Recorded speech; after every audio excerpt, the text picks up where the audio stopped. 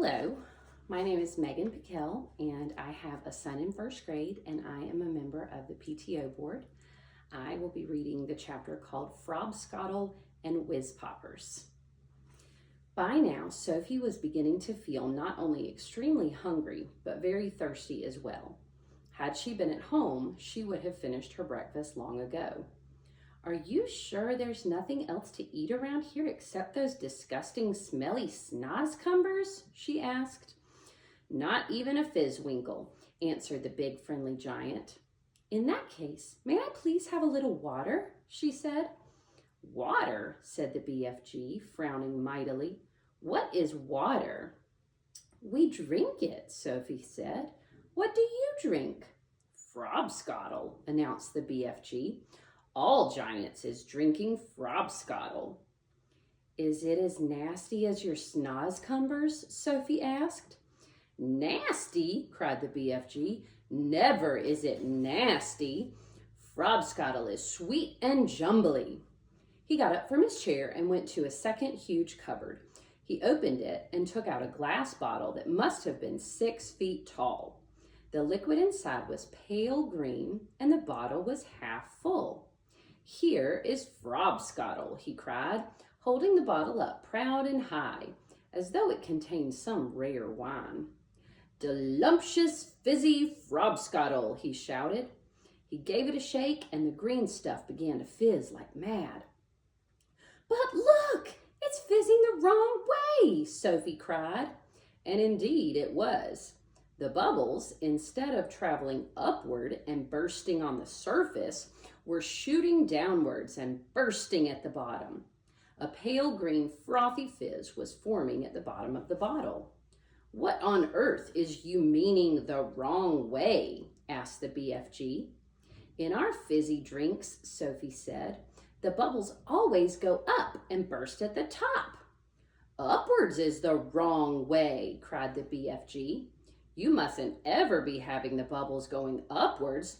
That is the most flush-bumping ruggish I is hearing." "Why do you say that?" Sophie asked. "You is asking me why?" cried the BFG, waving the enormous bottle around as though he were conducting an orchestra.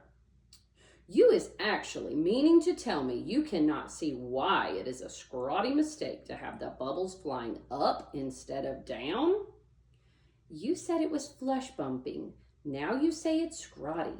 Which is it?" Sophie asked politely. "Both," cried the BFG. "It is a flush-bumping and a scrawny mistake to let the bubbles go upwards. If you can't see why, you must be as quacky as a duck-hound. By Ringo, your head must be so full of frog squinkers and buzz wangles, I is frittered if I know how you can think at all." "Why shouldn't the bubbles go upward?" Sophie asked. "I will explain," said the BFG. "But tell me first, what name is you calling your Frobscottle by?" "One is Coke," Sophie said. "Another is Pepsi. There are lots of them." "And the bubbles is all going up?" "They all go up," Sophie said. "Catastrophe!" cried the BFG. "Up-going bubbles is a catastrophe disastrophe." "Will you please tell me why?" Sophie said. "If you will listen carefully, I will try to explain," said the BFG. "But your brain is so full of bug whiffles, I doubt you will ever understand." "I'll do my best," Sophie said patiently. "Very well then. When you is drinking this cokey drink of yours," said the BFG, "it is going straight down into your tummy. Is that right, or is it left?" "It's right," Sophie said. "And the bubbles is also going into your tummy, right or left?" "Right again," Sophie said. "And the bubbles is fizzing upwards?" "Of course," Sophie said. "Which means," said the BFG, "that they will all come swish-whiffling up your throat and out of your mouth and make a foulsome, belchy burp." "That is often true," Sophie said. "But what's wrong with a little burp now and again? It's sort of fun." "Burping is filthsome," the BFG said. "Us giants is never doing it." "But with your drink," Sophie said, what was it you called it?" "Frobscottle," said the BFG. With Frobscottle, Sophie said, the bubbles in your tummy will be going downwards, and that could have a far nastier result. Why nasty? Said the BFG, frowning. Because, Sophie said, blushing a little, if they go down instead of up, they'll be coming out somewhere else with an even louder and ruder noise. A whiz-popper, cried the BFG, beaming at her. Us giants is making whiz-poppers all the time.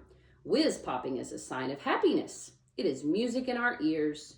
You surely is not telling me that a little whiz-popping is forbidden among human beings. It is considered extremely rude, Sophie said. But you is whiz-popping, is you not, now and again? Asked the BFG. Everyone is whiz-popping, if that's what you call it, Sophie said. Kings and queens are whiz-popping, presidents are whiz-popping, glamorous film stars are whiz-popping, little babies are whiz-popping, but where I come from, it is not polite to talk about it. Redunculous, said the BFG. If everyone is making whiz-poppers, then why not talk about it? We is now having a squiggle of this delicious Frobscottle, and you will see the happy result. The BFG shook the bottle vigorously. The pale green stuff fizzed and bubbled. He removed the cork and took a tremendous gurgling swig. It's glummy, he cried. I love it. For a few moments, the big friendly giant stood quite still, and a look of absolute ecstasy began to spread over his long, wrinkly face. Then suddenly, the heavens opened, and he let fly with a series of the loudest and rudest noises Sophia had ever heard in her life. They reverberated around the walls of the cave like thunder, and the glass jars rattled on their shelves. But most astonishing of all, the force of the explosions actually lifted the enormous giant clear off his feet like a rocket. Whoopee! He cried when he came down to earth again. Now that is whiz-popping for you. Sophie burst out laughing. She couldn't help it. Have some yourself, cried the BFG, tipping the neck of the enormous bottle towards her. Don't you have a cup? Sophie asked. No cups, only bottle. Sophie opened her mouth, and very gently the BFG tipped the bottle forward and poured some of the fabulous Frobscottle down her throat. And oh gosh, how delicious it was. It was sweet and refreshing. It tasted of vanilla and cream, with just the faintest trace of raspberry on the edge of the flavor. And the bubbles were wonderful. Sophie could actually feel them bouncing and bursting all around her tummy. It was an amazing sensation. It felt as though hundreds of tiny people were dancing a jig inside her and tickling her with their toes. It was lovely. It's lovely, she cried. Just wait, said the BFG, flapping his ears. Sophie could feel the bubbles traveling lower and lower down her tummy, and then suddenly, inevitably, the explosion came. The trumpets sounded, and she too made the walls of the cavern ring with the sound of music and thunder. Bravo! Shouted the BFG, waving the bottle. You is very good for a beginner. Let's have some more.